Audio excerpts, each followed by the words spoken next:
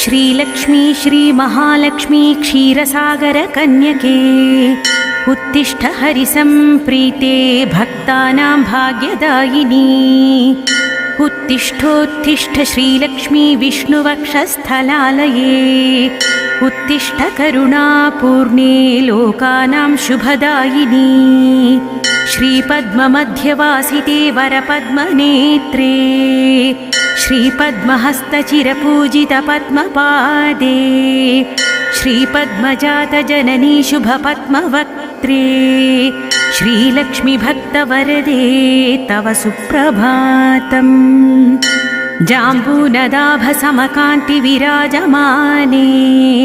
तेजोस्वरूपिणि सुवर्णविभूषिताङ्गी सौवर्णवस्त्रपरिवेष्टितदिव्यदेहे